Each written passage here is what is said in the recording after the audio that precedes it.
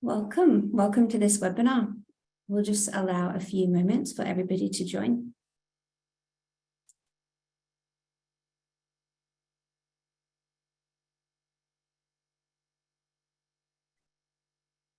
A very warm welcome to this VIA webinar titled Non-Invasive Ventilation, When, Who, and How. We are delighted to have you join us today. I am pleased to inform you that the full live webinar is eligible for 1 contact hour of CRC accreditation with the American Association of Respiratory Care. And please expect to receive an email from VIA with a link to the post-webinar survey. We are honored to have Dr. Neil MacIntyre from Duke University Medical Center from the United States and Dr. Aditya Kuravi from Walsall Hospital in the United Kingdom as our presenters today. Following the presentations, we will have a Q&A. If you have any questions throughout the webinar or at the conclusion, please feel free to write them in the Q&A box and we will share these with our speakers at the end. Without further ado, I would like to hand over to Dr. MacIntyre, who will be discussing the when and who. Thank you. Well, thank you very much for the invitation to participate here. I'm excited to share the stage with Dr. Kuravi, and I look forward to discussions at the end. I have been allotted 25 minutes. I'm going to try to, well, I'm not going to try, I'm going to finish on time to make sure that we do have the time for the discussion. This is a fun topic. It's a hot topic, lots of activity in this field, a lot of interest in using non-invasive support for a variety of respiratory failure conditions. So my task is to review basically the physiology of ventilatory support as applied through a non-invasive system such as a mask. When do we do that and who do we give it to? The disclosures, VIA obviously is our sponsor. I have some other disclosures that should not interfere or conflict with my comments this afternoon.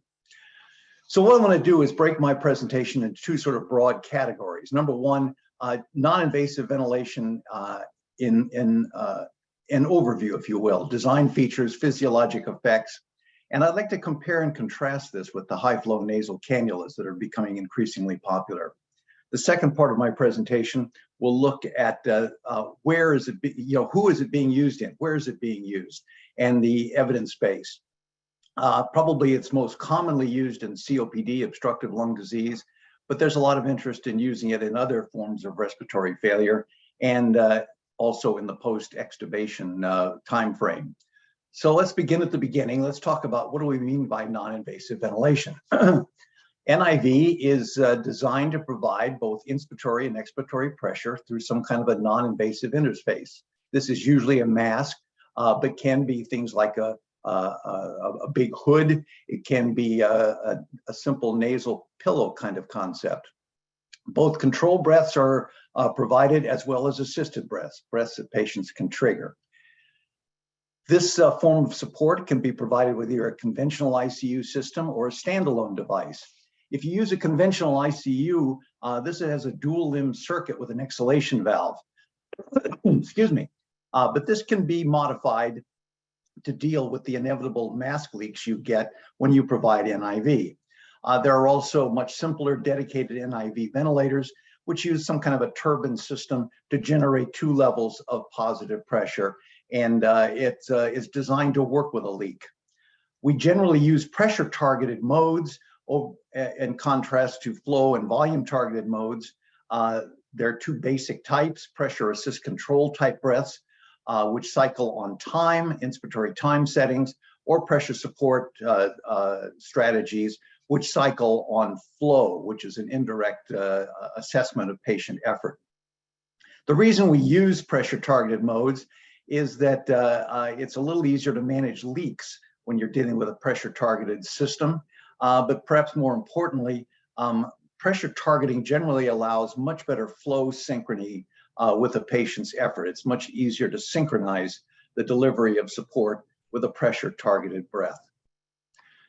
So if you use a conventional system on the top, a conventional ICU, we have an inspiration and an expiration with an expiratory valve, an exhalation valve. but more commonly we use the bi-level turbine or blower, which is a single limb circuit that is delivered into the mask. There's a known leak where CO2 is blown out of the system. There's confusion sometimes in the terminology used with these settings. Conventional ICU in general adds the inspiratory, or has an inspiratory pressure setting that is added above the PEEP, So in the example on the left, we have a pressure support of 5, a PEEP of 5, and that pressure support of 5 is added to the PEEP so that the end inspiratory pressure is 20 centimeters of water. Dedicated NIV systems have a little different setting or setup concept. Here you set an inspiratory pressure, but it's referenced to atmosphere. It is not added to the expiratory pressure. So in this example, we have, again, an inspiratory pressure setting of 15, an expiratory pressure setting of 5. But as you can see here, the end inspiratory or total pressure is 15 centimeters of water. So this is a distinction, I'm afraid, that gets people confused, and it's unfortunate, but it is the way it is, and people clinicians who use non-invasive ventilation need to be aware of what the actual settings mean. So physiology, there are 3 basic concepts being used or being addressed. We are trying to unload overloaded muscles. We are trying to modulate respiratory drive and thereby control dyspnea, and we are supplying supplemental oxygen. So this is a simple pressure volume curve of the lungs that depict muscle loading. So on the vertical axis is pressure, on the vertical axis is volume, on the horizontal axis is pressure. To the left is patient effort generated by the respiratory muscles, and to the right would be something you would add with a ventilator. So in panel A, that's you and I here in the room, we generate a negative pressure, we generate a tidal volume. All those little dots represent the work of breathing, and that's the normal work of breathing.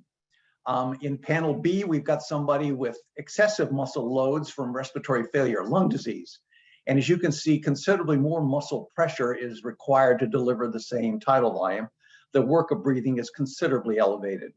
When we put somebody on controlled mechanical ventilation where the ventilator does everything, we get to panel C, where the ventilator is providing all of the pressure and doing all of the work of breathing. Down in D, we have the patient just triggering the ventilator, just enough effort to trigger the ventilator, but the ventilator continues to do almost all of the work of breathing. Panel E is conceptually what we would like to be doing, providing enough pressure from the ventilator to create a normal work of breathing pattern for the patient. This is depicted in E. And what we're trying to avoid as much as possible is panel F, where our settings are not enough and the patient ends up doing excessive work. So the concept of muscle unloading is shown here, and our goal is to try to create a situation as in panel E. And this just gives you an idea of what this might look like in real life. We have spontaneous breathing, low-level NIV and high-level NIV, flow, airway pressure, pleural pressure, and diaphragmatic pressure. And as you can see with the pleural pressure and the diaphragmatic pressures, there's a lot of work going on in the patient during spontaneous breathing. And by adding a little bit of NIV, the middle panel, we take a lot of that work away, and the diaphragm doesn't have to generate as much pressure. And you can really unload the muscles a lot with non-invasive ventilation, as in the panel on the right, where virtually all of the work of breathing is being done by the non-invasive device. So again, one of the major goals of non-invasive ventilation is to unload respiratory muscles, allow them to recover from fatigue, and go on to allow extubation or removal, I should say, of the mask as patients get better. This is a wonderful study. It's quite old, but I like it a lot. It shows the recovery pattern of fatigued respiratory muscles. This is an animal study. These animals were fatigued to the point where they couldn't breathe anymore. And then the muscles completely failed. And then what was done is they were put on a ventilator with 3 different kinds of settings. Number 1 was enough ventilator settings to create, if you will, normal loading on the muscles. Go back to that panel E I showed you a little while ago. A second strategy was to totally unload the muscles and have the ventilator and have the patient, in this case an animal, do nothing. Or the final panel was to give them a little extra work to breathe. It took away some of the work of breathing, but they were still doing a higher work of breathing than normal. And what this study, I think, clearly indicates is the target is to try to normalize the work of breathing. You don't want to take all the work away. You don't want to put extra loads on the patient. You really want to try to target a level of support that normalizes the work of breathing. Second thing that NIV does is it affects the respiratory drive. And this is a simple pattern of how a respiratory drive operates in human beings. The inputs to an intrinsic pattern generator in the brainstem include the pH, the oxygenation, and load sensors, how much work the respiratory muscles are performing. So these are the three inputs into the intrinsic pattern generator. Neurologic structures, functional impairments, drugs, sleeping can also affect this. And the net result is effort intensity and effort timing. The reason I'm showing you this is because NIV works in a couple of places here. First off, it improves gas exchange, oxygenation, and pH.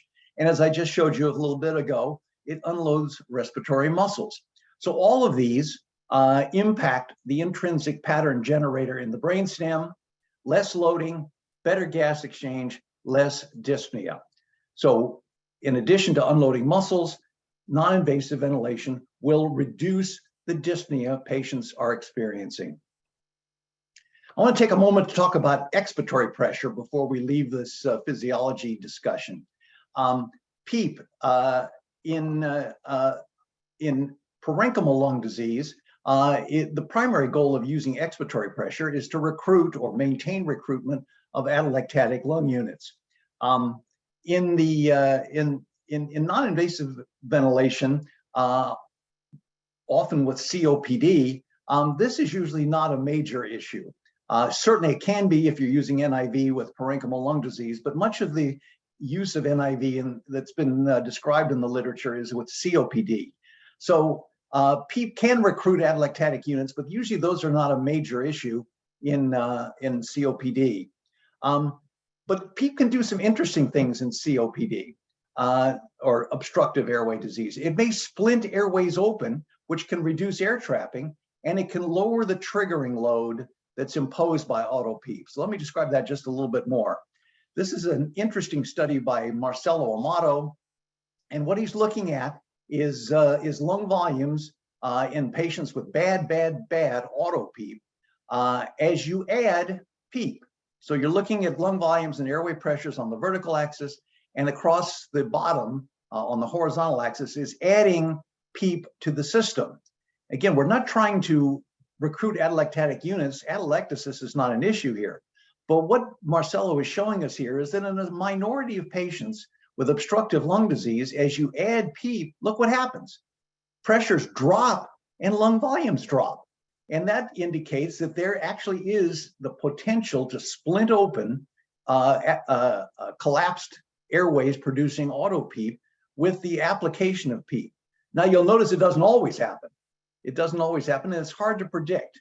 But if you've got somebody with bad auto PEEP and you want to add a little PEEP, you can test to see if this is having that effect by looking at what happens to the airway pressure. If you truly are reducing the trapped gas in the lung, you will actually see a diminution, a reduction in airway pressures as you add the PEEP.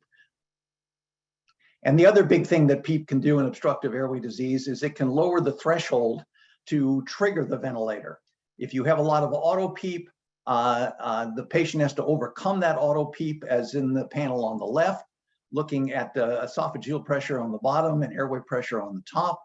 As you can see, the patient has to really overcome a tremendous amount of pressure in the presence of auto PEEP before the airway pressure will change and the ventilator will trigger. And a way to manage this is to judiciously add a little bit of PEEP to not get rid of the auto PEEP, although as I showed you a moment ago, it might help that, but in essence, make the airway pressure and the alveolar pressure closer, making the triggering process easier. And this is just a nice depiction of that. Down at the bottom is the electrical activity of the diaphragm. And as you can see, there's a lot of activity taking place here, and nothing's happening in the airway.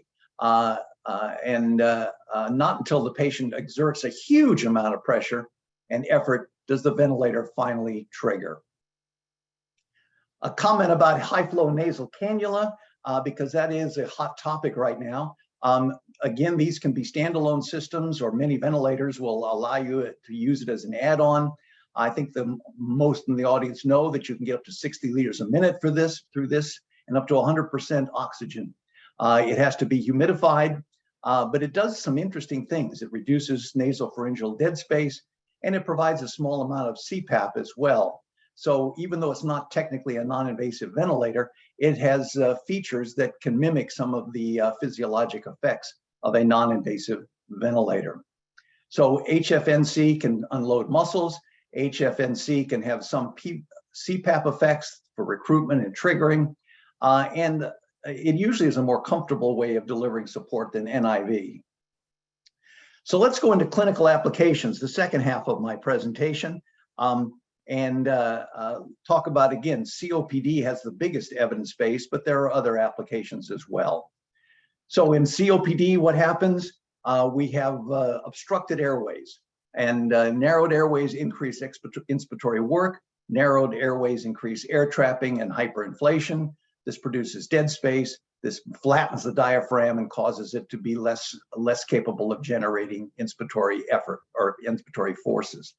This is just a depiction showing you that in the obstructed lung, the O, the work of breathing for a given minute ventilation goes way, way up, much more so than just restrictive diseases, and certainly obviously more than a normal lung.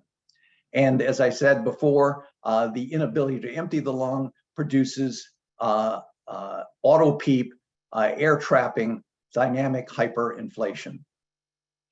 So you get muscle overload, CO retention, and what's called hypercapnic respiratory failure. I'm not going to go into this in great detail in the interest of time, but we've known for 2 decades now that using this strategy, NIV, in patients with bad acute exacerbations of COPD and hypercapnic respiratory failure, that non-invasive ventilation, here labeled NPPV, non-invasive positive pressure ventilation, substantially reduces mortality, the need for intubation, and the like.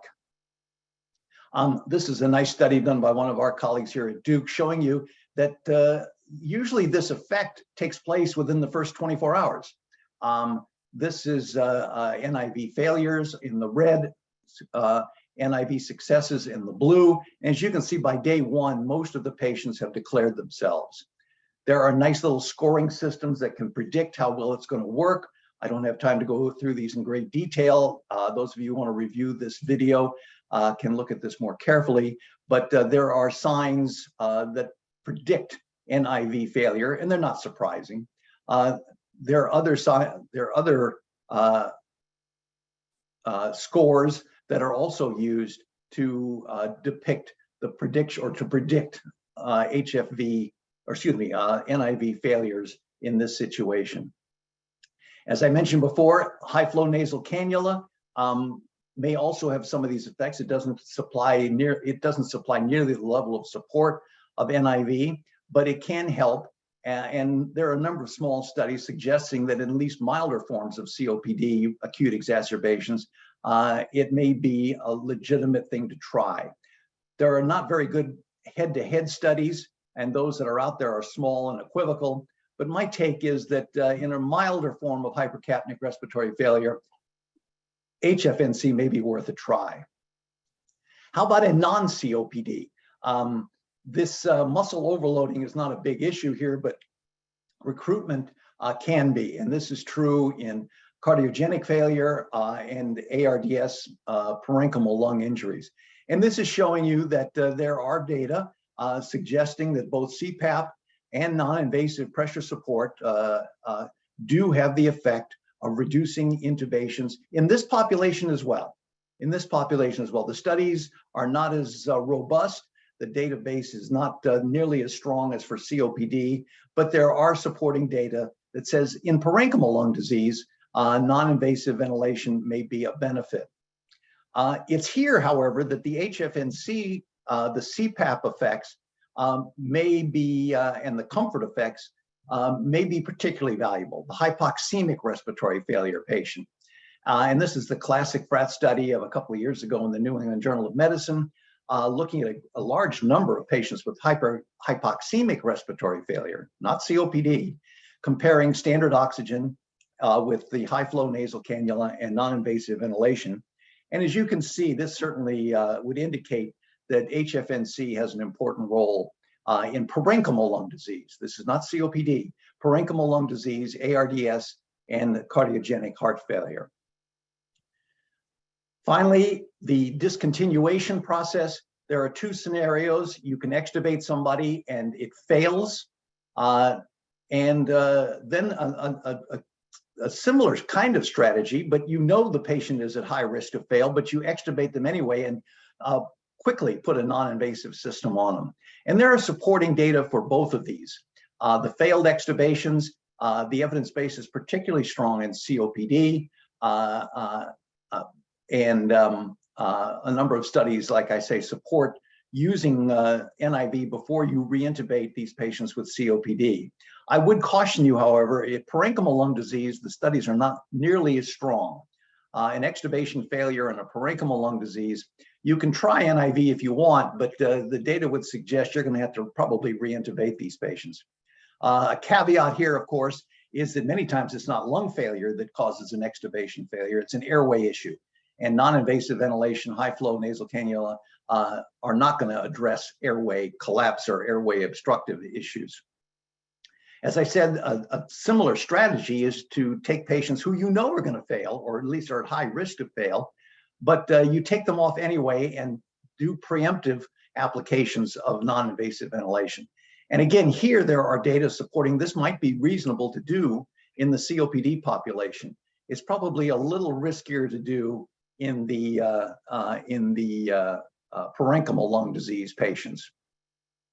But there are studies, a lot of them in the post-ICU extubation, or excuse me, not post-ICU, but post-extubation in the ICU, and post-surgery, showing that if you quickly apply non-invasive ventilation, you can prevent re-intubations.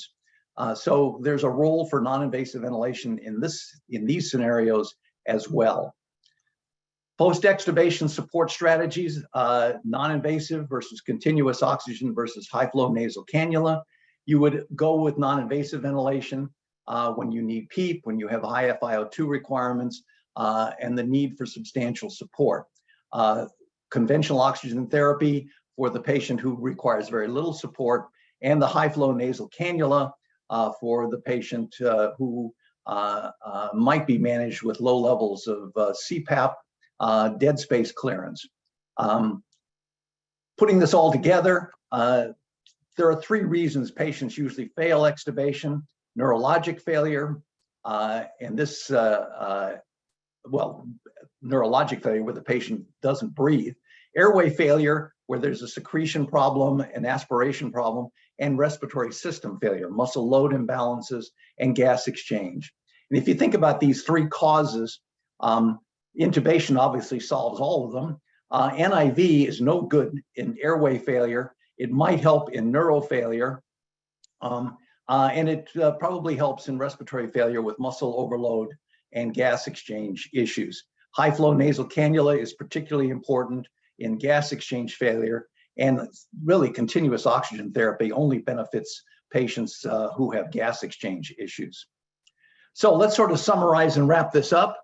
I'm coming to the last of my last minute and a half here, and I'll be ready to turn this over to my colleague, Dr. Kuravi. But just to summarize, non-invasive ventilation is a very popular form of support, supplying both inspiratory and expiratory pressure to patients with various forms of respiratory, respiratory failure. It unloads muscles, it reduces dyspnea, And the PEEP aspect can do some interesting things in terms of air trapping management. The high flow nasal cannula can be substituted because of its ability to provide low level CPAP and high flow and high levels of oxygen and dead space clearance. But in terms of levels of support, it's not powerful, if you will, as non-invasive ventilation, but can offer some substantial benefits. The big application for NIV anyway is COPD. In parenchymal lung disease, that's where the high flow nasal cannula has taken hold. And in the post-extubation arena, especially if there are muscle overload issues or gas exchange issues, both NIV and high flow nasal cannula have a role. So with that, I will close my comments. I think I came in at 25 minutes. Actually, according to my little timer, I did it with 24 seconds to spare. So Dr. Kuravi, I'm going to turn this over to you with 24 extra seconds. Thank you so much, Dr. MacIntyre. And yes, with great pleasure, I'm now handing over to Dr. Kuravi, who will be discussing the how. Thank you so much.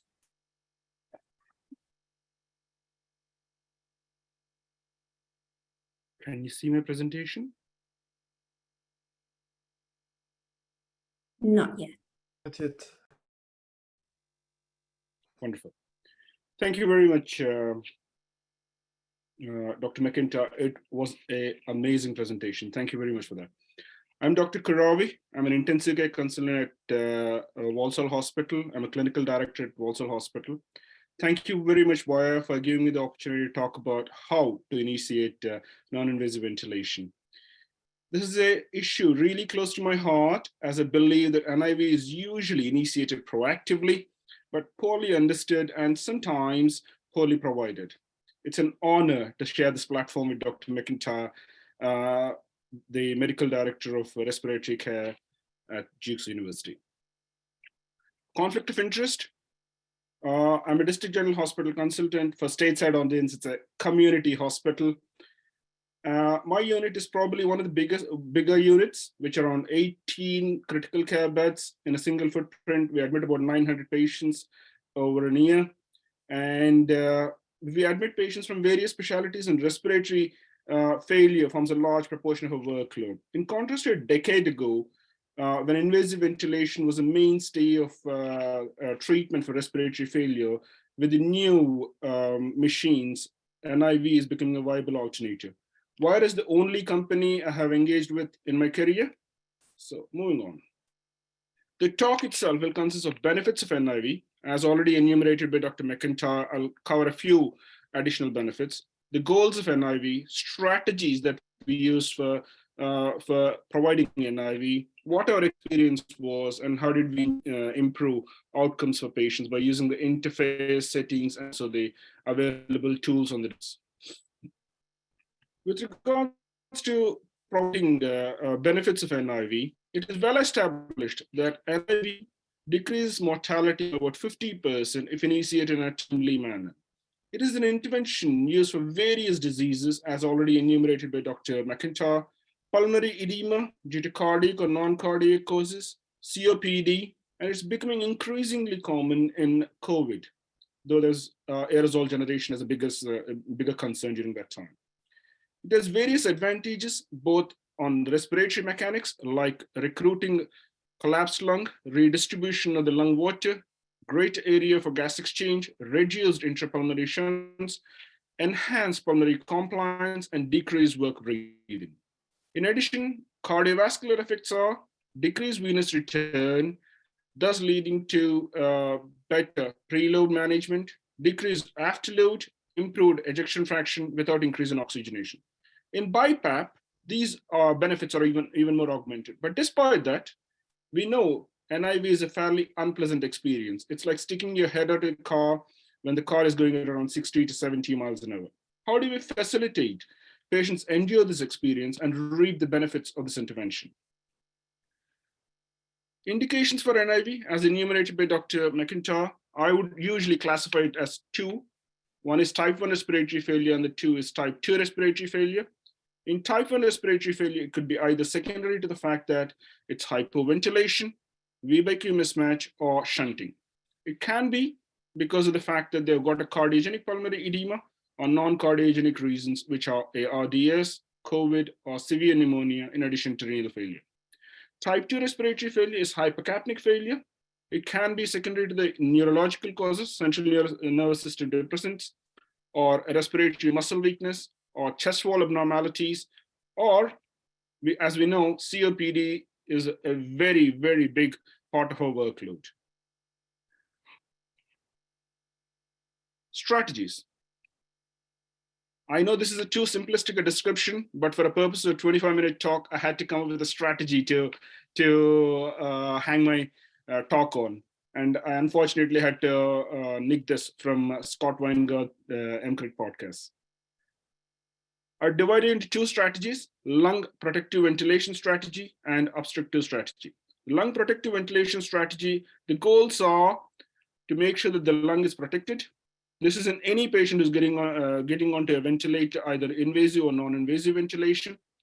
Low tidal volumes, permissive hypercapnia, improve gas exchange by using PEEP, and also ensure that the lung doesn't get damaged by plateau pressures, making sure that the plateau pressures are at a reasonable level, and prevent ventilator-associated pneumonia by oral hygiene, gastroprotection, and sitting them up.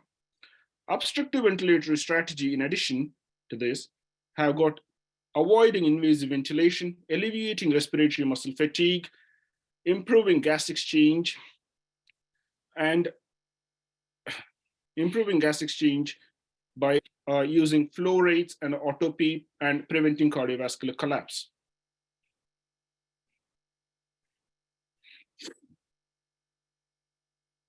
Why do we enthusiastically encourage people to have NIV?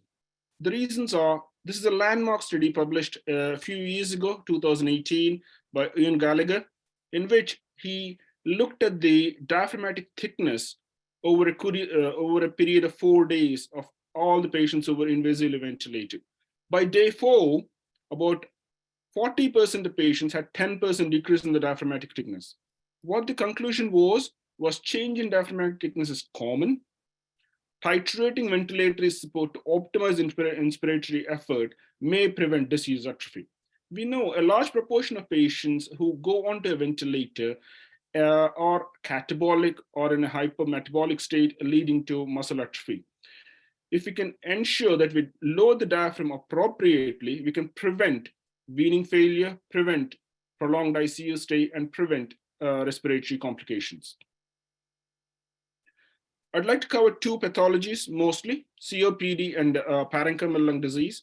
In COPD, I'd like to use the BTS guidelines to cover further with regards to how we go about managing patients.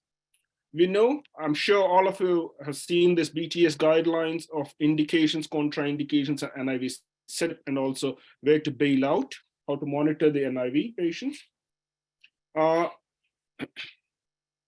I'd like to cover only a few things in this, which is the face mask and interface, what kind of ventilatory settings we use, and also where do we actually abandon the idea of NIV and move on to invasive ventilation.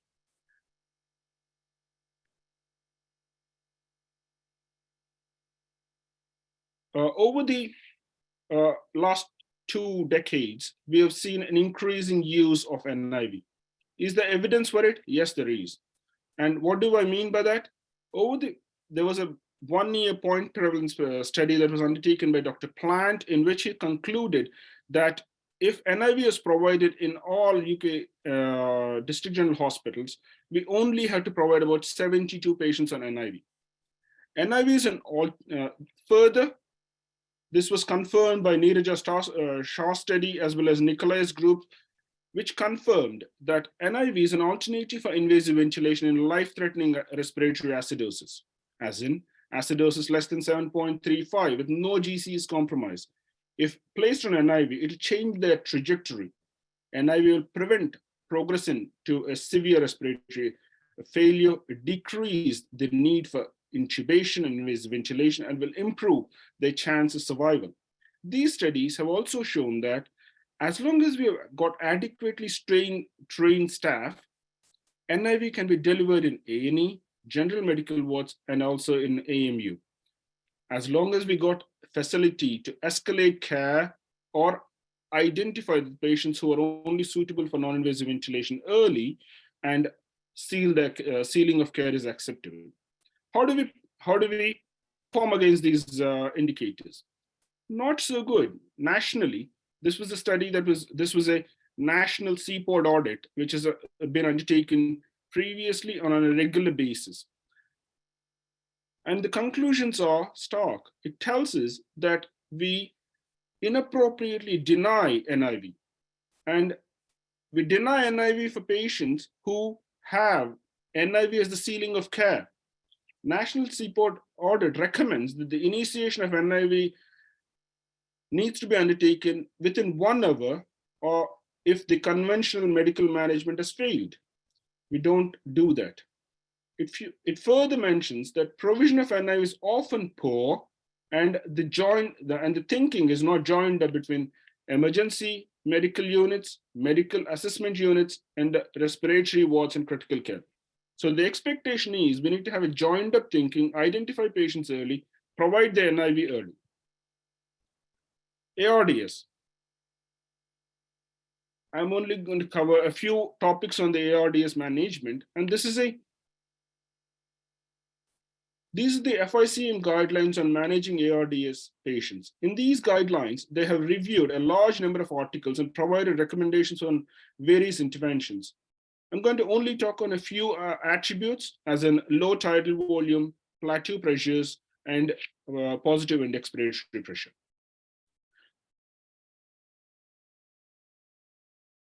Mechanical ventilation with low tidal volumes.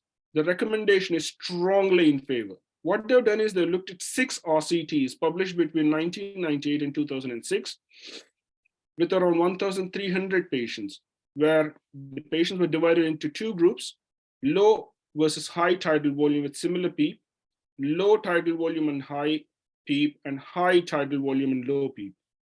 The recommendation is at the 28-day mortality was low in high PEEP and low tidal volume group, and the recommendation is strongly in favor to use 6 mils per kg tidal volume. As you can see, there is a massive decrease in the mortality.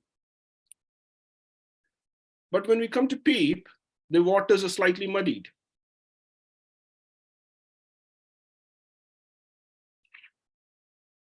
Again, 6 high-quality RCTs and systemic reviews were analyzed, and 6 high-quality RCTs and systemic reviews were analyzed. And what was done is looked at their 60-day mortality. The quality of evidence was recommended as moderate, and the reason for that was because the strategy used for providing PEEP. The various high-quality studies, which are like alveolar studies, Expiratory, but the recommendations are to use PEEP weakly in favor. And they even looked at the 2 PEEP strategies, as in high PEEP and low PEEP strategies, and the recommendation is to use only low PEEP scale. But saying that, they did not refute the use of high PEEP scale at all. Okay, moving on.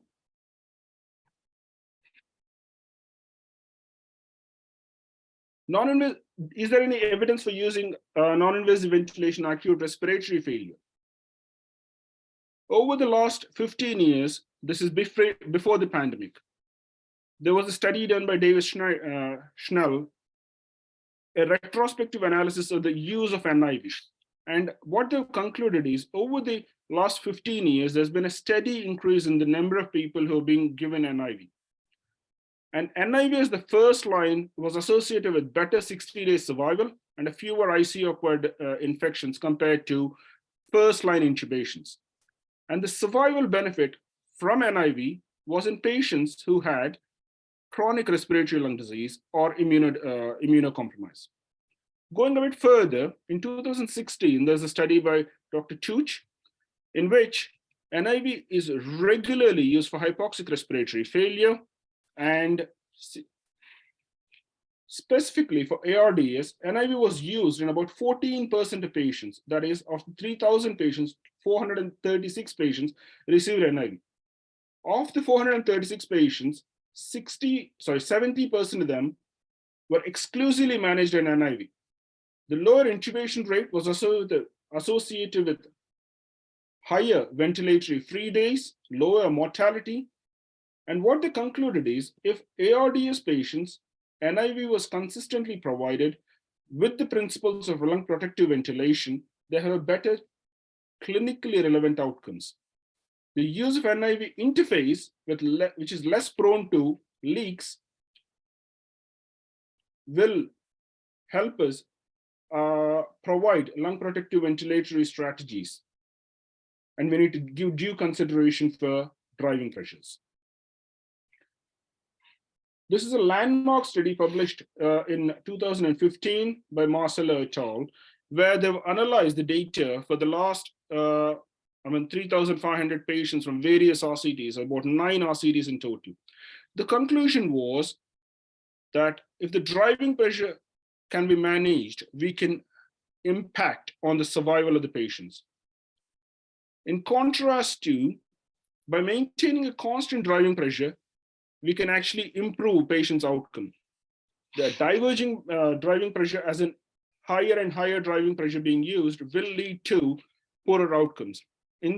On the exact opposite side, if you get a converging driving pressure, then you got a better outcome of these patients.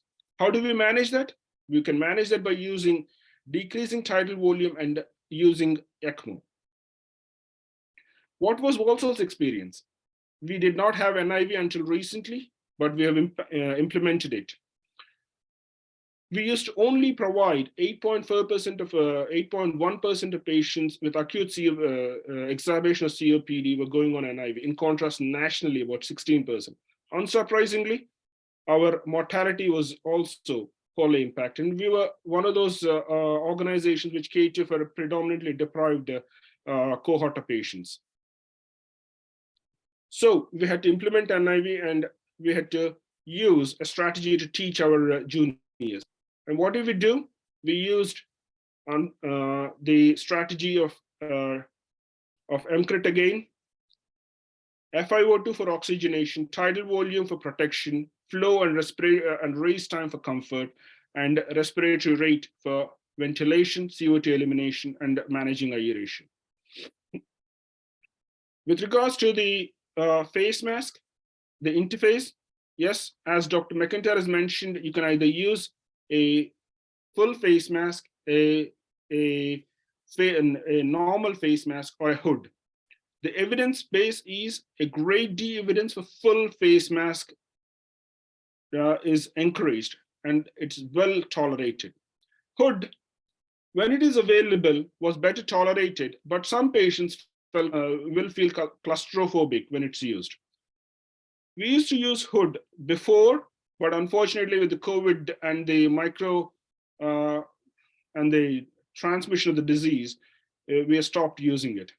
Estimated patient, a range of face masks should be available, and the staff need to be trained on all these face masks.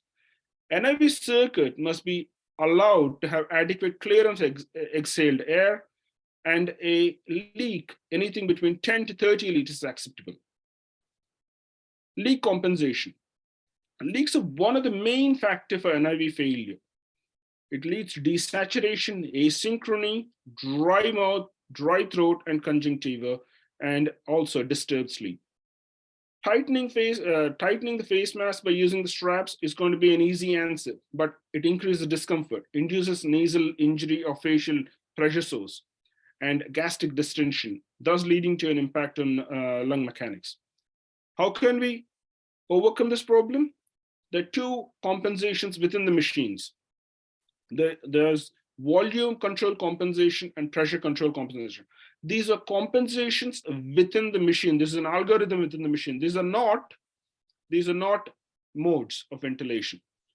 Pressure control compensation is the more basic form of compensation, but actually a very efficient form of compensation. What it does is it just adds a bit of flow to bring the pressure back to the operator set pressure. Over the past 2 decades, this has become a standard feature in NIV machines. it needs to be emphasized that invasive ventilators can also do the same, but the compensation is not as perfect as you would have hoped from a machine designed exclusively for non-invasive ventilation. FiO2. FiO2,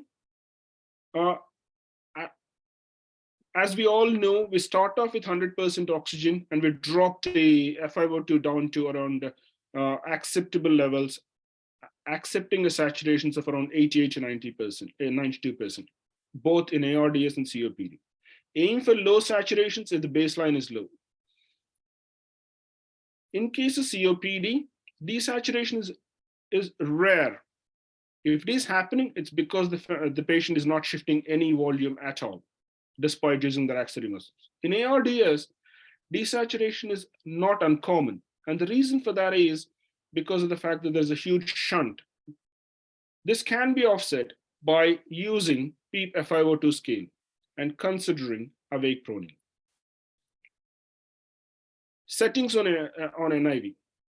Get the patient to the best part of the compliance curve. If there are a parenchymal lung disease with lung injury, you're going to move them from the base of the compliance curve into the steep part of the compliance curve by trying to recruit them by using the PEEP FiO2 scale. If there are COPD patients, what you're trying to do is avoid them working at the top part of the compliance curve by bringing them back to the steep part by using bronchodilators and using flow time curve to look at the breath stacking and looking at the IE ratio, either by increasing it or adding extrinsic PEEP, as Dr. MacIntyre has mentioned. What are the tools available? We've covered the ventilatory settings. Let's look at the tools available. There are ramp, triggering, cycling, flow rates, and IE ratio. What is ramp? Ramp is a gradual introduction of full therapy.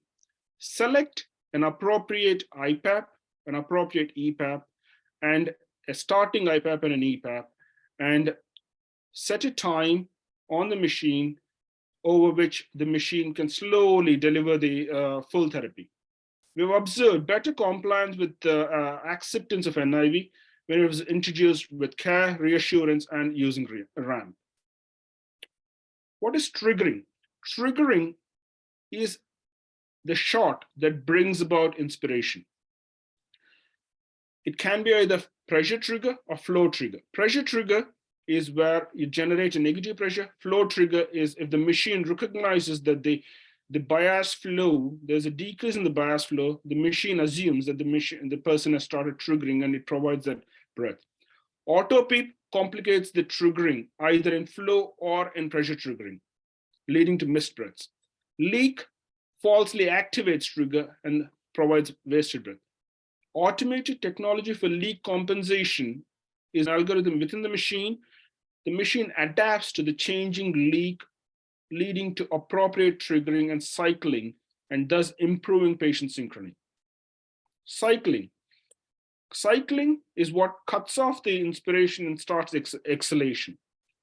It can be either time, where it provides a certain amount of inspiratory time, pressure, where it provides the certain amount of pressure is reached, volume after the volume is delivered, and flow once the flow has dropped a proportion of the initial inspiratory flow.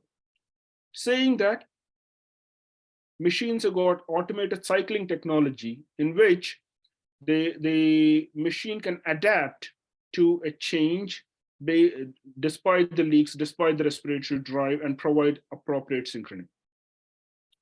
Flow rate. It is the maximum volume of flow, maximum flow a set tidal volume is delivered. Most modern ventilators can deliver flow rates between 60 to 120 liters. Most patients, a peak flow of around 60 liters per minute is adequate. Flow rates should be titrated to meet the patient demand. Too low flow rate will lead to dyspnea and asynchrony and increased work breathing. Too high will lead to higher peak pressures and a lower mean pressure, leading to desaturation. Higher flow rates are required in patients with higher respiratory drive and high respiratory demand. In case of COPD patients, decreased inspiratory time will increase the expiratory time, thus reducing the risk of autopnea. Raise time. This is what you can do to the ventilator to help achieve the flow rates. Raise time is the speed at which the inspiratory pressure reaches the target pressure. It is for patient comfort. Too slow a raise time will exacerbate dyspnea.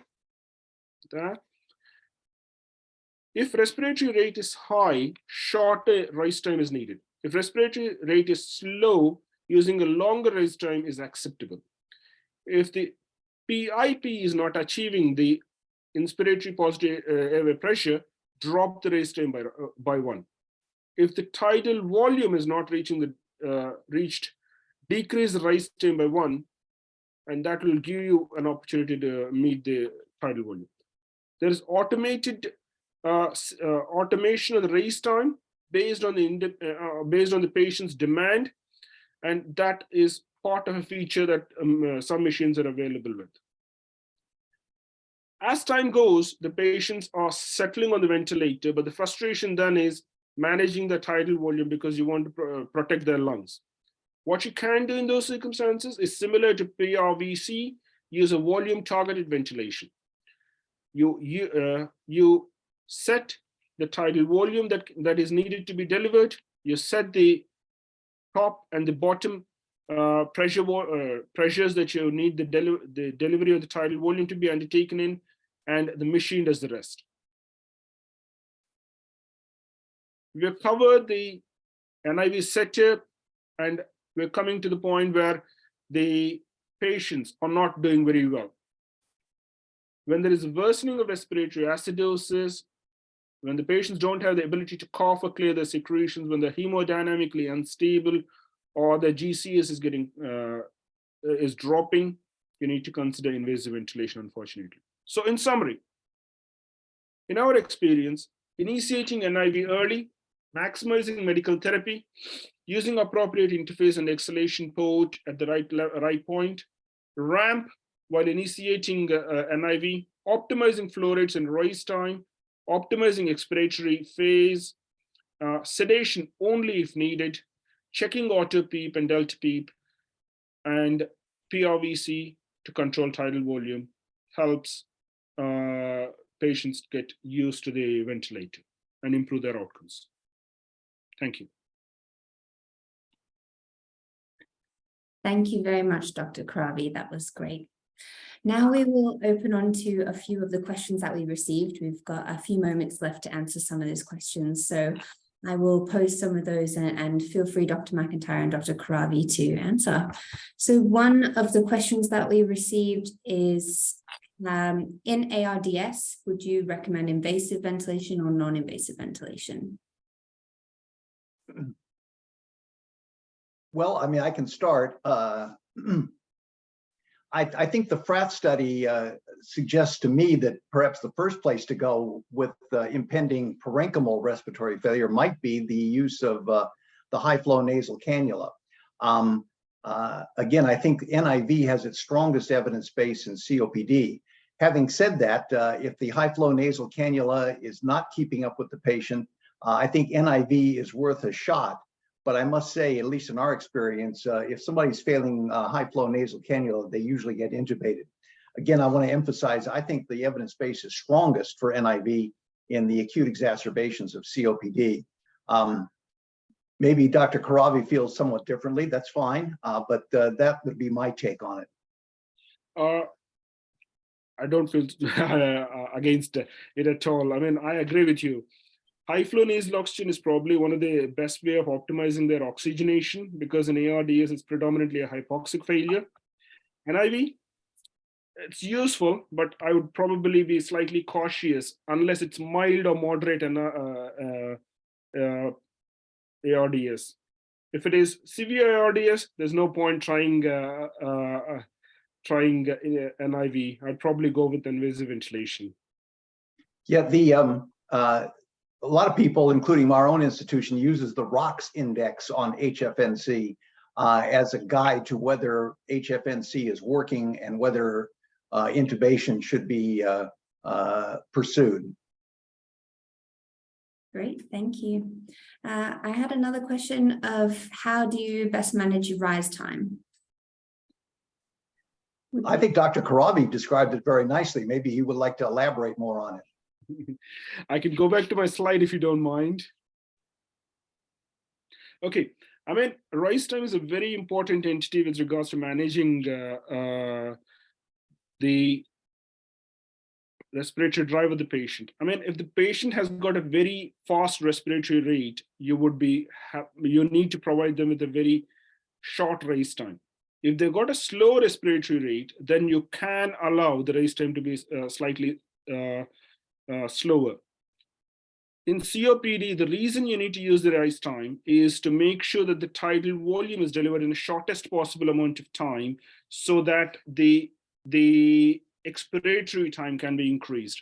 And that way you got increased amount of expiratory time, and the flow time curve will tell you that as soon as it hits the baseline, they're actually not breath stacking, but eliminating the CO2 fully.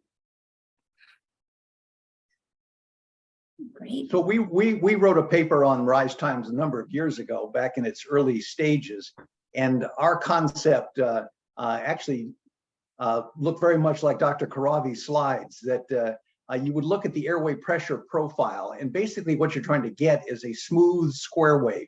You don't want that rapid spike at the beginning of the pressure application, and you don't want a sluggish, slow rise to pressure. Instead, like I said, a smooth square wave of pressure is kind of the visual target. Thank you. Probably got time for one more question.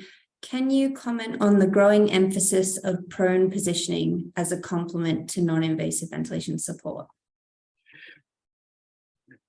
Gosh, I mean, we've used it we've used it so much over the course of the COVID pandemic, and the evidence is very, very clearly in favor of patients having prone ventilation early on, in COVID at least. In other circumstances, in bacterial lung disease, I'm not so sure about, because there's only one study, ProSever is the only study that I probably can think of. I'll allow Dr. MacIntyre to elaborate this further.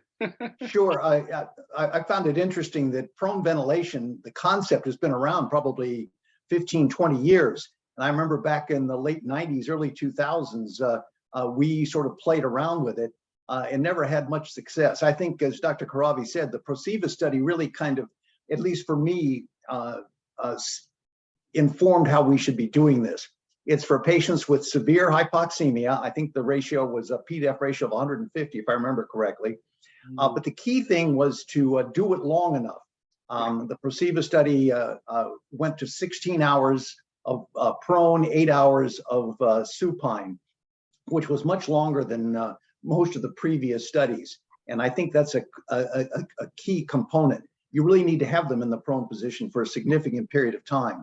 One of the mistakes I think we make is, I've seen some of my colleagues do this. They put them in the prone position, they get better, the gas exchange looks better, and they say, oh, good, let's go back to supine. But that I would argue against. You want to make sure they are getting the full benefit, and don't terminate proning too early. It takes some time. The frustration is in awake patients. It's not uncomfortable. It's not very comfortable to be in prone position and have a face mask on them. But saying that with adequate amount of education, we were able to achieve it in COVID at least. Yeah, we've been able to do it as well. Again, I think it's an important strategy that is clearly indicated in the severely hypoxemic respiratory failure patient. Great. Thank you so much. And that's about all the time we have for questions. I want to say a huge thank you to Dr. MacIntyre and Dr. Kuravi for your presentation today. And thank you so much to all of our attendees who have joined. We hope you enjoyed the webinar, and thank you very much. Good day or good evening.